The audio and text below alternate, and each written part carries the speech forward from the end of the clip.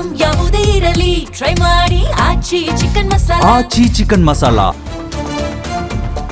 ವೆನೆಜುವೆಲಾ ಭೂಕಂಪಕ್ಕೂ ಮುನ್ನವೇ warning signal ಅನ್ನ ಕೊಡಲಾಗಿತ್ತಂತೆ. ಕೆಲವೇ ನಿಮಿಷ ಮೊದಲು ಆಂಡ್ರಾಯ್ಡ್ ಫೋನ್ಗಳಿಗೆ ಮೆಸೇಜ್ ಬಂದಿತ್ತು. ಲಕ್ಷಾಂತರ ಜನರಿಗೆ ಒಮ್ಮೆಲೆ ಬಂದಿತ್ತು ಭೂಕಂಪದ ವಾರ್ನಿಂಗ್. ಭೂಕಂಪದ ಬಗ್ಗೆ ಜನರಿಗೆ ಎಚ್ಚರಿಕೆ ಕೊಟ್ಟಿದ್ದಂತ ಗೂಗಲ್ ಸಂಸ್ಥೆಯ ತಂತ್ರಜ್ಞಾನ ಭೂಗರ್ಭದ ಚಟುವಟಿಕೆಯನ್ನ ಗಮನಿಸಿ ಜನರಿಗೆ ಎಚ್ಚರಿಕೆಯ ಸಂದೇಶ ರವಾನಿಸಲಾಗಿತ್ತು. ಸ್ಮಾರ್ಟ್ ಫೋನ್ಗಳ ಮೋಷನ್ ಸೆನ್ಸಾರ್ ಬಳಸಿಕೊಂಡೆ ಎಚ್ಚರಿಕೆ ಕೊಟ್ಟಿದ್ರು. ಭೂಮಿ ನಡುಗುವಾಗಲೇ ಅದರ ಸೂಚನೆ ಗ್ರಹಿಸಿ ಜನರಿಗೆ ಮಾಹಿತಿ ಕೊಡಲಾಗಿತ್ತು. ಆಂಡ್ರಾಯ್ಡ್ ಫೋನ್ಗಳೇ ಸೆನ್ಸಾರ್ ನೆಟ್ವರ್ಕ್ ರೀತಿ ವರ್ತಿಸಿವೆ. ಬೋಟ್ಸ್ ಎಐ ಸಂಸ್ಥೆಯ ನಿರ್ದೇಶಕ ನಿಖರ್ ಅರೋರಾ ಅವರಿಂದ ಮಾಹಿತಿ. ಫೋನ್ಗಳ ಸೆನ್ಸಾರ್ಗಳೇ ಭೂ ನಡುಗುವಿಕೆಯ ಅಲೆಯನ್ನ ಗ್ರಹಿಸಿವೆ. ಗೂಗಲ್ ಅಲ್ಗಾರಿದಮ್ಗಳು ಕೂಡ ಭೂಕಂಪದ ಸ್ಥಳ ಗಾತ್ರವನ್ನ ಕ್ಷಣಾರ್ಧದಲ್ಲಿ ಗ್ರಹಿಸಿವೆ ಅಂತೆ. ಕೆಲವೇ ಸೆಕೆಂಡ್ಗಳಲ್ಲಿ ಸಂಭವಿಸುವ ಭೂಕಂಪದ ಕುರಿತಾಗಿ ಮುನ್ಸೂಚನೆ ಪಾಸ್ ಆಗಿತ್ತು.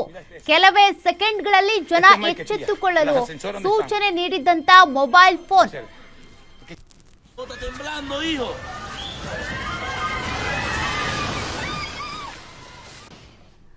ಮತ್ತಷ್ಟು ಡೀಟೇಲ್ಸ್ ಕೊಡ್ತಾರೆ ನಮ್ಮ ಡಿಜಿಟಲ್ ಎಡಿಟರ್ ದಿಲೀಪ್.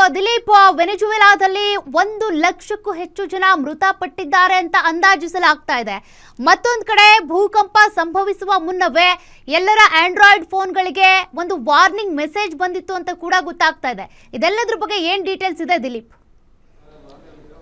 ಸೌಖ್ಯ, ಒಂದು ರೀತಿಯ ಹೇಳ್ಬೇಕಂದ್ರೆ ವೆನೆಜುವೆಲಾದಲ್ಲಿ ಇವತ್ತು ಬೆಳಗಿನ ಜಾವ ಅಂದರೆ ನಮ್ಮ ಭಾರತೀಯ ಕಾಲಮಾನ ಇವತ್ತು ಬೆಳಗಿನ ಜಾವ, ಅಲ್ಲಿನ ಸ್ಥಳೀಯ ಕಾಲಮಾನ ನಿನ್ನೆ ಸಂಜೆ 6 ಗಂಟೆಗೆ ಅಂದರೆ ಅವರ ಕಾಲಮಾನದಲ್ಲಿ ಸಂಜೆ 6 ಗಂಟೆಗೆ ನಡೆದಿರುವಂಥ ಭೂಕಂಪ ಇದು. ಈ ಒಂದು ಭೂಕಂಪ ಮೊದಲಿಗೆ 7.2ರಷ್ಟು ತೀವ್ರತೆಯ ಭೂಕಂಪ ಸಂಭವಿಸಿತು. ಆ ನಂತರ 7.5ರಷ್ಟು ತೀವ್ರತೆಯ ಭೂಕಂಪ ಸಂಭವಿಸಿತು. ಈ 2 ಭೂಕಂಪಗಳು ವೆನೆಜುವೆಲಾದ ರಾಜಧಾನಿ ಏನಿದೆ ಕರಾಕಸ್ ನಗರ, ಅದು ಕರಾವಳಿ ರಾಜಧಾನಿ, ಸಮುದ್ರ ತೀರದಲ್ಲಿರುವಂಥ ನಗರ.